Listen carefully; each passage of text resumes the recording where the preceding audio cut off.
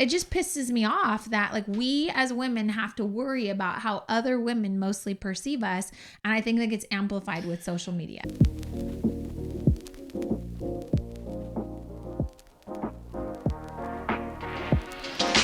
Hey guys, welcome back to the Push Podcast. I'm Janelle Copeland. And I'm EDDIE. What up? That's it? That's it. That's Oh, Eddie. this is so awkward. Eddie with an IE, not with a Y. That is happening more and more these days. I'm getting messages that says Eddie with a Y instead of an IE. Who are these people that don't know how to spell your name? So I think to our Canadian brothers and sisters, I think Eddie is popular with a Y in Canada. I think it's popular with the Y everywhere else except for these United States of America. Got it. Okay. So I just want to make sure I clarify that. So it's one of those things where it's like awkward to say, "Hey, you're spelling my name wrong." Right. Like it's just like, why should I feel so bad telling you spelling my name wrong? Yeah. That's my what in the world. Okay, I have something to play off of that. Okay. This TikTok that I saw, this woman was saying like, "Hey, I have coworkers that can't pronounce my name. It's like Wooya or something. Okay. And instead of calling me by my name because they refuse to pronounce it properly, they call me Woo Woo." And she's like, "Yeah, I'm not really feeling that. Like, Right. I don't think you should make someone else's name comfortable for you so that way it's easier to say." So like those people who hear your name and they just make a nickname. I'm just gonna call you Jay. Right. Your name is Jaquan Han Hanya, and I'm gonna call you Jay. Right. Right. And when you said woo-ha, I was like, woo-ha, I got y'all all in check. Right. But okay, so that's a questionable one, right? Like some people do have rather difficult names. Right. But they normally give you their nickname. Like people know my name is difficult. Just call me blank. Right. Right. Have you ever met someone that knew they had a difficult name and they just kept saying it like No. Hahaja? Like I don't know. Like and then they're just like waiting for you to fail. It's like, okay. To be mad. But then I think you just kind of say, can you say that one more time? And right. then you say it and you just keep saying it. Can you say it in a hyphenated way so I know where the phonics go? Like we met a guy who owns a restaurant in Claremont and I asked his name and I was like, say it one more time. And the girl that heard me, she said, hotter, like you're getting hotter. And I was like, oh, got it. And I had to put it in my phone so I didn't forget. Right. And I was like, hotter, Hotter, but that's not how he said it, especially with his accent. Right. So I think we need to do a good job of making sure that we're trying to get people's names right. 100%. Okay, here's another one. I do not like when someone has a name. Usually it's a simple name. And like Mari, Kayla's friend Mari. It looks like Marie, Marie, but she's in Scotland. So it's Mari, right? I don't know. Do we say Mari because it's a Scottish name, but in America it's Marie? I don't know. The point is like I've seen many people with simple names like Mari or Marie, and people mess up the name and then they say, whatever you want to call me is fine. That drives me nuts when people don't correct people about their own name. It's like, no, what do you prefer to be called? Oh, either one works for me. What's in a name? It's just, everything these is things in a are name. Given out to everybody. Yeah, you got one for a reason. Your brother does that. Your brother's name is Marcus, but your parents decided to, spell it some crazy way. Yeah. Okay. So let me give it some context. My parents decided, his parents, my mom, decided to say, okay, your name. They spelled out his name Marquise with a Q. Okay. Right. But when they brought him home from the hospital, they only said Marcus. His name's Marcus. And so then, as he got older, he wanted to be called Marquise, and I was like, why would you change your name? But he's like, that has always been my name. I go, says who? Because the people who brought you home said, this is Marcus. Marcus, meet your little brother. Eddie, meet your little brother, Marcus. Right. Never did they say Marquise. And I noticed that it was spelled funny. I was just like, well, maybe this is what black people do. They take a French, or what is it, a French name, I think. Okay. Marquise is like and they said, we're just going to say Marcus. Okay. Right? So as a grown-up, though, he wants to be Marquise, but he was introduced to you when they brought him home as Marcus. Right. So I always tease him. I say, what your mama wants you to be called, that's what I'm going to call you. Mom named class Cassis. I'm going to call him Cassis. Cassius Clay. Oh my gosh. But not Muhammad Ali. I respect the man's name, Muhammad Ali. Okay. I have a what in the world. Okay. I take my lovely, wonderful, funny daughter Jordan we were at Walmart the other day. And we go to Target for certain things, but I go to Walmart if I need to stock up on soap, on hair products for the girls, on like just little things. If I need to get some quick, cheap like gel or hairspray, stuff like that, right? Body washes, I'm gonna get that from Walmart because it's just cheaper. That's a controversial thing right there, because there are people all over social media that like live at Target. And I don't know, I like Target, but I want to save money. Anyways, I'm in Walmart with Jordan and we're walking down the aisle with like the body washes and lotion, and then there's hair care. And then we come to a section that I've never really paid attention to, but it's right by the feminine products section. Okay. And it's a whole like 10-foot section of vagina health. Like in Walmart. And there's a sign? It doesn't say vagina health, but it says maybe feminine hygiene or something, right? And so it's everything from like sprays to douches and like just all this stuff, right? That quite honestly, like I just haven't ever spent a ton of time there. Oh, I think she told me that didn't the end cap have like vagina monologue books? No, what are you talking about? So my daughter stops in front of this section and she pulls something. She goes, "Why don't we talk about vagina health?" And I go, "What?" And she goes, "Why don't we talk about vagina health very often? We talk about skincare all the time. You know, we talk about 5-step routines for your face. We talk about face lotions, body lotions. We don't talk about vagina health." And she's dead serious, right? And I go, "I don't really know." To be honest, I think your vagina is pretty healthy though, right? Yeah. And so it sparks this really funny but necessary conversation. Right. And so this poor Walmart girl is working like 4 feet away. And I turn to her and I go, "Do you hear my daughter talking to me about vagina health?" And she goes, "Oh, no, but we should talk about it." So she did hear, right? And then I said, "Has anyone talked to you about vagina health?" And she goes, "No, not really." I said, "The only thing we talk about when it comes to vagina health is like pads and tampons." Right. And that's it. And Jordan goes, "Well, I don't understand. I think people want us to talk about vagina health because there's a whole section right here. Like, what is all this for?"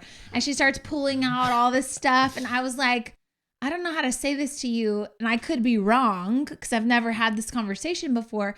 But I think your vagina is quite healthy until you start putting things inside of it." Okay. And she goes, "Oh, good point.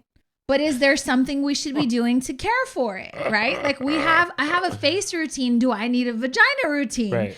And this was a funny conversation that a mother and a daughter can have in the middle of a store that would have made you feel really uncomfortable. I'm in the wrong group chat. But I want to know, why don't we talk about vagina health? Right. And I'm sure people are going to say, "Oh, there's tons of groups out there that talk about them." But like, I wasn't taught, like, do you douche? Do you like, oh, here's another one. Your like landscaping. I know you have like manscaping. Women have landscaping. Like I talk about those things with the girls. Got it. But I don't know that those are things that we make a big deal out of. I certainly don't. I know.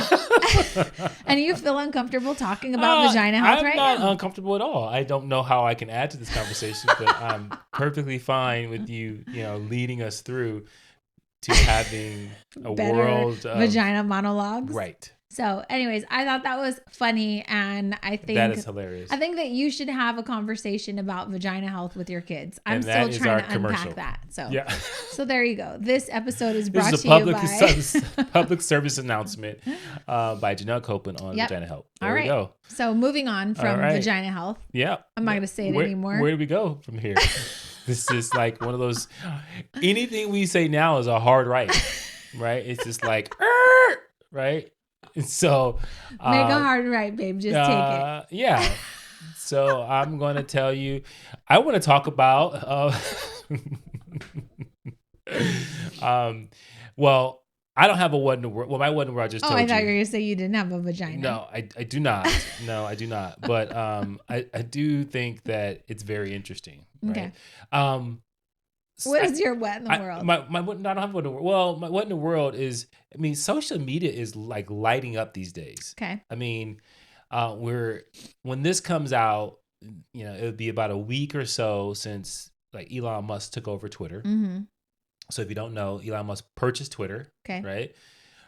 Which is a very interesting thing for $44 billion. Mm-hmm. So basically he overpaid for it, Mm-hmm. from what people tell me.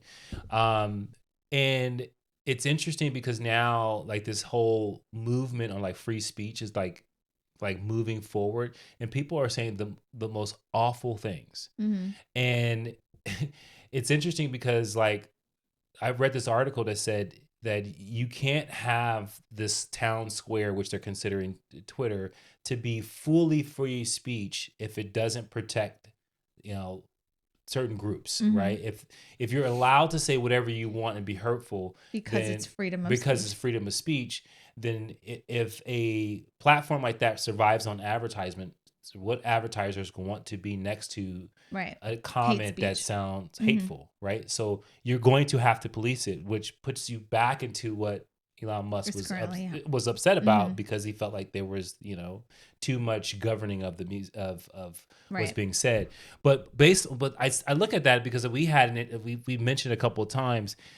We've had an encounter on social media where people were like taking shots at us based on something that was posted. And it's just an interesting thing because I think about who are these individuals that think social media is a place where you can just say whatever you want, Yeah. and there's no consequence. Because nowhere did we say that you can definitely have free speech, but you definitely have to know that there's consequences to whatever you say, right? Yeah. I mean, we're talking about Kanye West losing billionaire status like overnight, Yep. and all about what he says, Mhm. right? And so I just thought that was really interesting. It kind of ties into this kind of Instagram versus like reality. Just because we're behind a keyboard doesn't mean we can just say whatever we want. Just like if you say whatever you want to someone in their face, whether if you're at your workplace or whatever it may be, there are some type of consequences behind that in many cases. So I just wanted to, that's my heart, right? From vaginas to social You went media. back to vaginas, though. Oh, dang. You could have just stayed in your lane. I could have stayed in my lane, but now I took it back. But I thought that was really interesting that we're in this age of saying whatever you want. The problem is that on the other end of that, you have individuals that are crushed by what people say on social media, right? And them being crushed, it attacks people and their worthiness and their mental health, and then how they feel about their self-esteem, right? Yeah. So I just think that's an important thing to talk about. Well, I think it's understandable from the sense of like, let's just say our account, many of our listeners that are listening, they have business accounts and they're trying to put information out that may be helpful or entertaining or informational or somehow just useful, right? So you put it out with these intentions and then somehow it takes a hard left and now it gets misconstrued, right? And it can easily hurt your feelings, right? In the sense of, well, I had good intentions and now people think that it was meant for something else, right? And I guess my learning from what we've kind of gone through with social media and whether things go well or not is you just never really can gauge whether something's going to resonate with people or whether it's not. And I do think that you have to just show up and kind of be yourself and put out what you think is helpful or useful. But yeah, I think that things are just taking a hard turn lately, and people out there are miserable and they see other people sharing a thought or perspective that they don't agree with, and immediately they're just being keyboard warriors and kind of being abusive. And this is like, there's a video that we put up months ago of you and Kayla, this towel challenge where you're interlinked, right? And it's got like 6 million views on it or something. And people still to this day are like, what are you, stupid? You can't unlock 2 links. And I just go, look at the thousands of comments on this, right? And people, on the other hand, are like, duh, Google it. You can totally get out of it. And I'm like, well, there are 2 interlocked links. There's no way you can really get out of it. So it's impossible. And they're just arguing in the comments, right? So that would be an example of something where obviously there's like 2 sides. And people hardcore think this side and they hardcore think this side. And usually one of you is right. But it's like, why are you wasting time debating this? Right. And why are you so mean about it? And why are Right. you attacking people? And I don't think I'll ever have the answer for that. Well, it's interesting because I think about our upbringing, right? Mhm. And I think about on the school grounds, with your friends, hanging out. And if you're listening to this and you were born in the 80s, right, or early 80s, early late 70s, then and you were born in some type of inner city, Mhm. then bagging on each other, making jokes about making mama jokes, Mhm. like all those things were It's an to be expected. everyday occurrence. Mhm. And I think that because of that, you build a certain level of tough skin because you either had to respond just as quick as somebody was Mhm. making jokes at you, or you just got annihilated, and then it was something that everybody was laughing at you. Right. And so I don't know, but I feel like for myself, I'm not impacted by what people say online. And I'm trying to think of where it came from. But I think it came from being the butt of jokes, but also having to come back with really good jokes. Mhm. And so you end up getting really good at telling jokes, or and also laughing at yourself, Mhm. right? But I think what we're finding now is that there's so many people that are depressed, that are sad, that are heavily impacted by social media, and they have to take breaks from it, Mhm. right? Because one or two things: one, they can't stand what people say about them, or two, they keep comparing themselves to other people, and it makes them sad, Yeah. right? But either way, it's damaging instead of it being something that brings some type of entertainment to your Yeah. life or information. Well, I mean, I think that there's a fine line. Is social media really bringing entertainment to your life, or is it making you live in a constant state of comparison where you feel bad about yourself, right? Yeah. And I took my goddaughters out for dinner for their birthday. They just turned 21. And they both said like they don't spend a ton of time on social media because it's just not good for their mental health. Yeah. And I find more young people these days taking breaks, like deleting the apps from their phones. And so I find that encouraging that these smart individuals like can sense the fact that it's making them feel some type of way. And they're smart enough to just delete it and say, I'm going to take a break. Yeah. And then I find that a lot of the students that we coach, they have businesses, like we have businesses that require you to show up and put yourself out there on social. And you don't necessarily want to put yourself out there for the sake of trolls and scrutiny, but you kind of have to do it because that's the way you show up from a business owner's perspective these days. And I see all the sides. I Yeah. see how if someone didn't grow up the way you did and they don't feel like they can just let things kind of trickle off their back and who cares, this person's just miserable. Like I definitely see how things can impact people, but more importantly, I see how it's difficult to live a life of happiness and fulfillment and just authenticity on your own because people are constantly being compared. You're constantly comparing, subconsciously or not. You're constantly comparing everything about your life to someone else's when you're on social too much. Your financial situation, your relationship with your partner. I'm not going to lie. The other day I saw this video and it was this girl. She was talking about, I just want to tell you guys I had the most perfect mother. She's not a perfect person. She's got 100 million problems. But as far as being my mother, she couldn't have been a better mother. Here's why. And I was like intrigued by it. And immediately I was like, I hope that my kids one day say that about me. So it kind of tugs at your heartstrings. And just for the sake of it was a good message, I go to the comments. Every mom in the comments is like, I'm literally crying. I think that my kids would never say this, even though I tried so hard. I gave up my whole life. All of the comments felt the same way that I felt. Oh, I hope my kids one day will feel this way. Right. And so immediately it made me realize all these moms are comparing how their kids view them to this girl. So I don't think that it's a conscious thing that you're just looking for torture.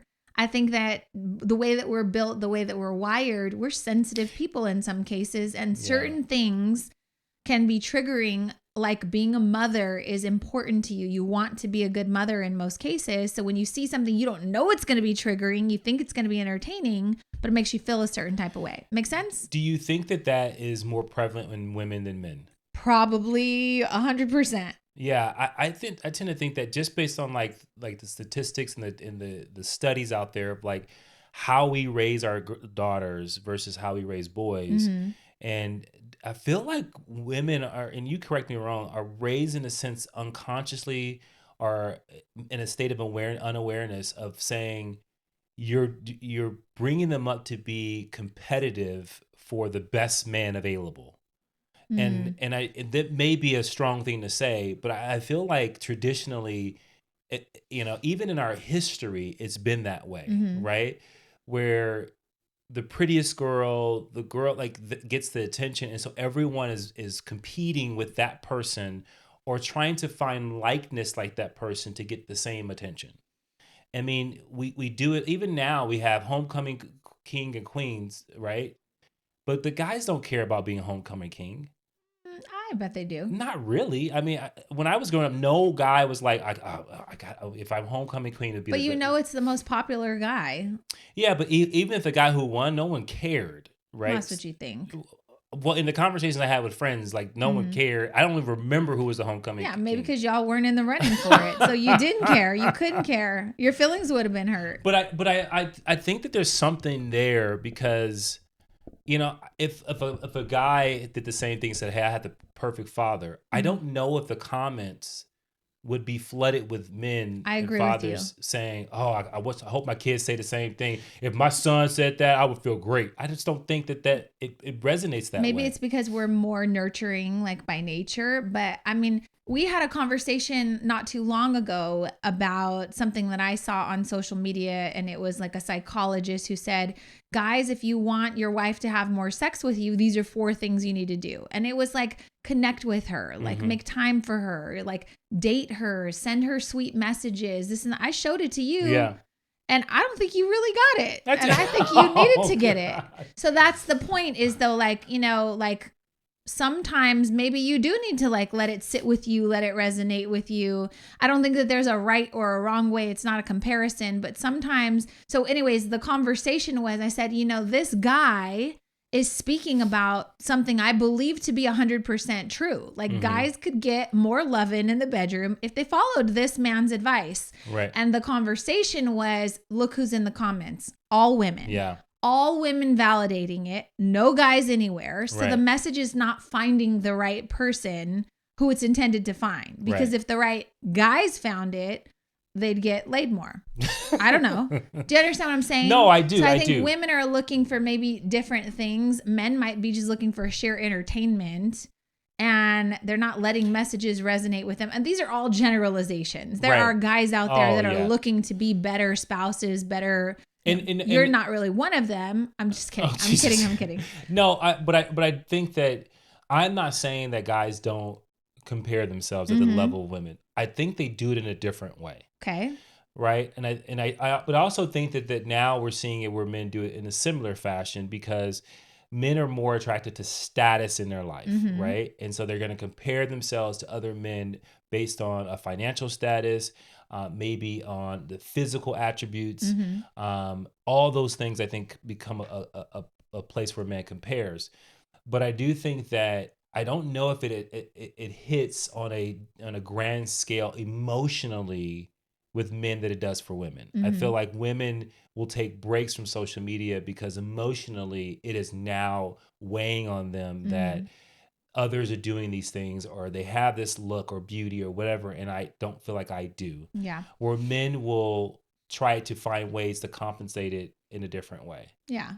Right. And so it's just an interesting thing. I don't think any of it's healthy, but I do think that it's processed in very differently for men and women. But I think what it shows is, and we were kind of having this conversation, that we're moving to this place where I think that the people that are most revered are the ones that truly step into who they really truly are in an authentic way. Mhm.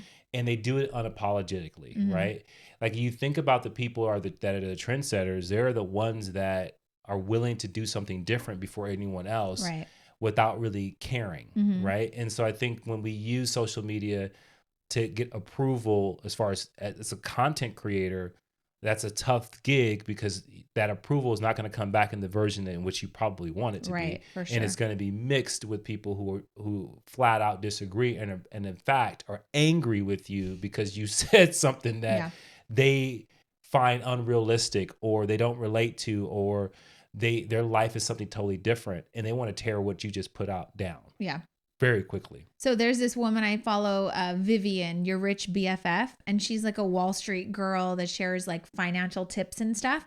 And I just always, like last week, I was like, I wonder if she gets hated on. And I went to her TikTok and she was like sharing like 3 ways that you can set your kids up to have good credit. So that way when they, turn 18, they hit the ground running or something.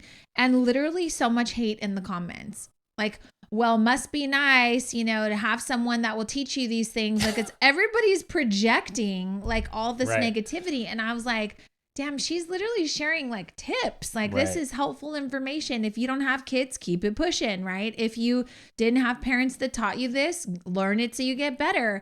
And it's just mind boggling to me that, these internet streets are filled with so much hate.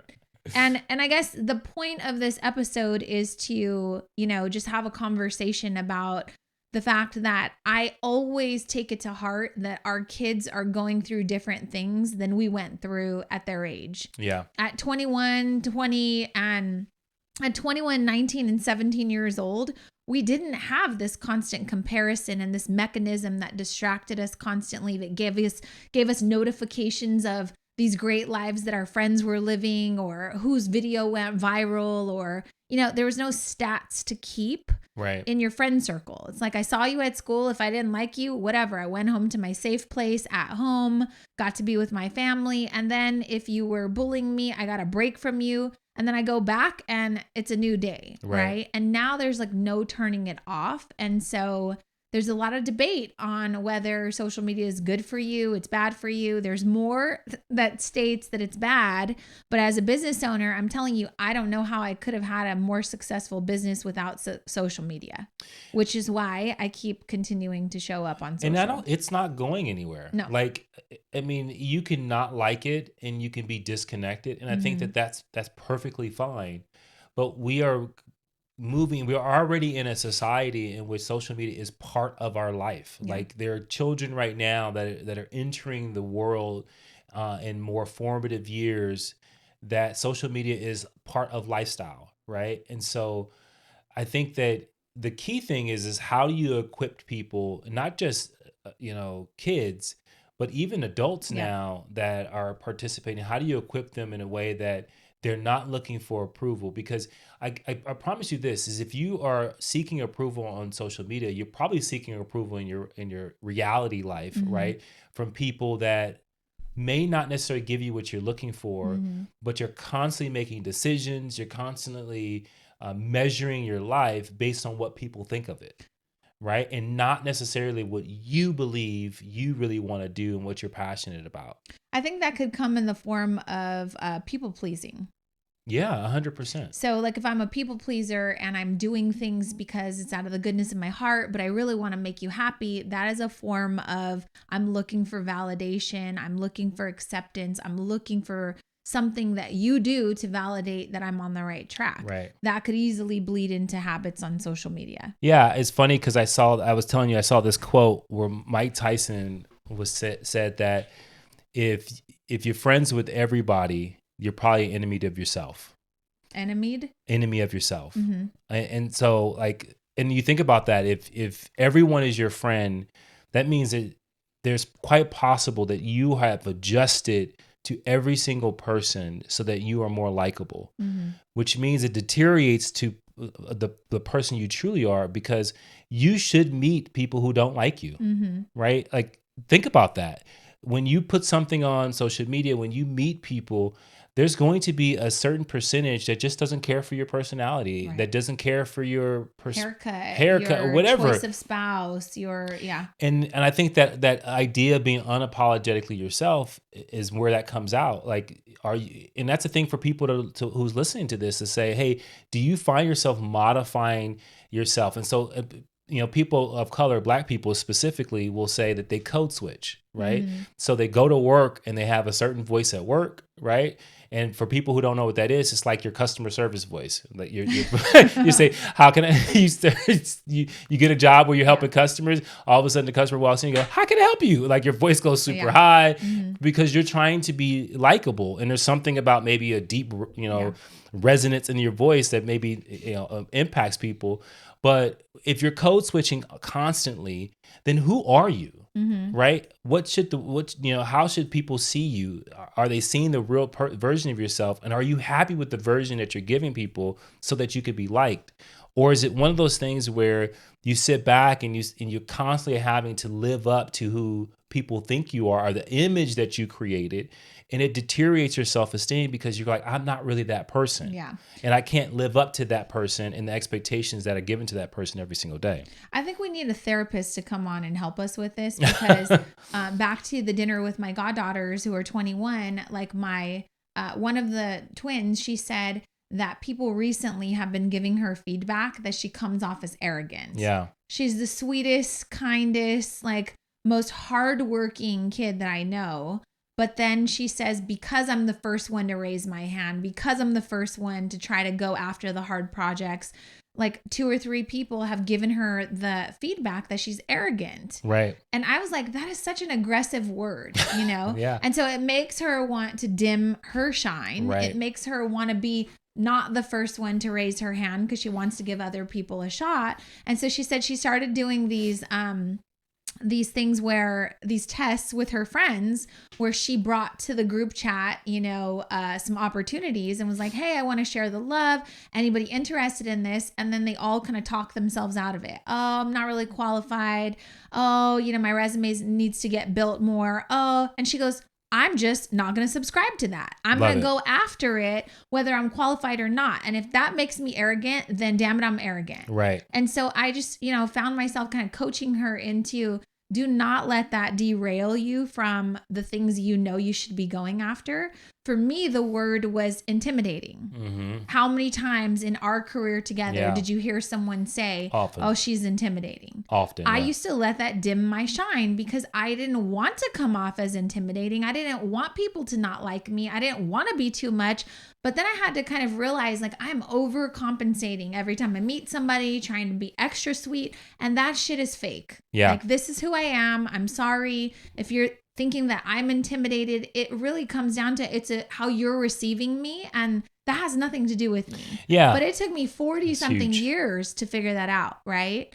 And that leads me to something that I recently kind of binge listened this week, which is Meghan Markle's new podcast. Mm-hmm. So Meghan Markle, whether you like her or hate her, don't care. She has a podcast and it's called Archetypes. Right. And an archetype is you put somebody in a category, they have a label, and that's that. So the whole podcast is for women, and it's about taking these archetypes that we put these categories like over these women, and then they kind of unpack them in an episode. So one of the words, and they're bad words, right? Like one word is diva. And so who does she bring on? She brings on the diva herself, Mariah Carey. And they have this whole beautiful conversation about, is it a good word? Is it a bad word?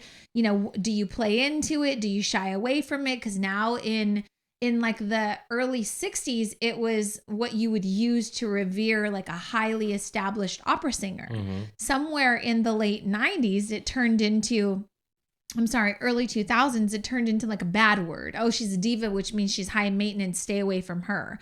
So they had this great conversation about the diva archetype and unpacked it. It was great, very insightful.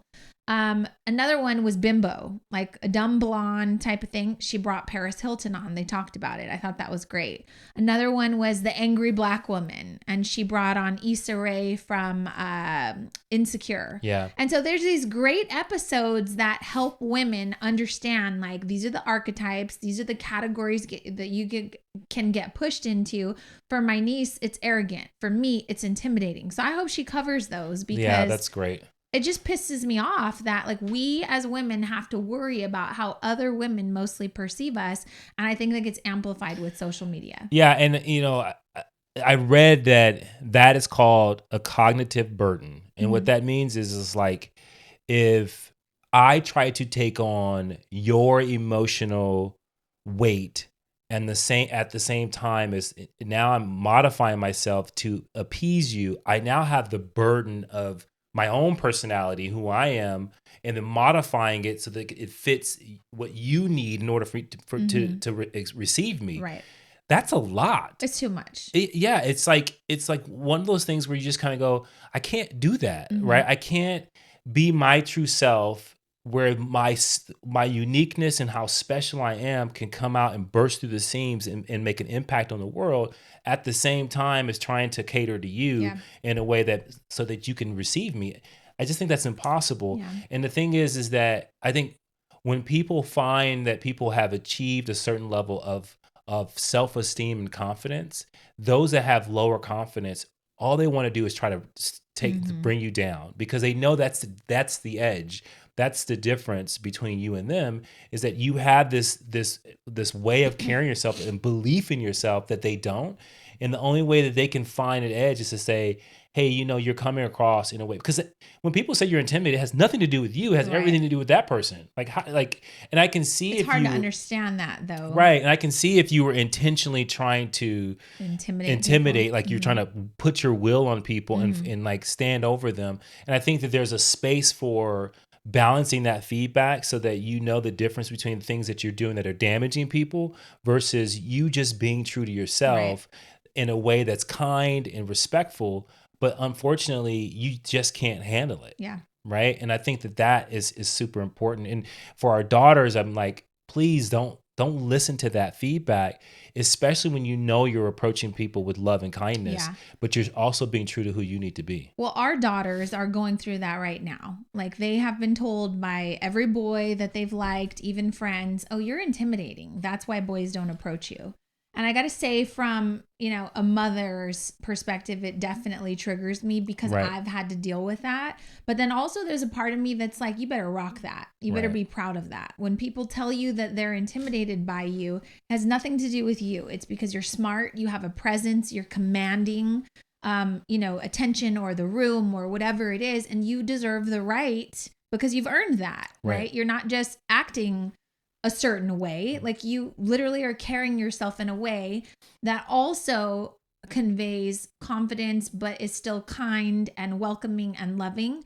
And if guys are too afraid to approach you because you're intimidating, then they're not strong enough to handle your personality anyways. But it's easy to say that to someone. It's harder to carry the burden of that. Yeah. So I don't like that my daughters are going through that. I do like that they have me to kind of coach them along and like to explain to them it's not your burden to carry. Just make sure you're always kind to people. Yeah, and intimidation and obviously arrogance can be something different, but it all means that you have a presence.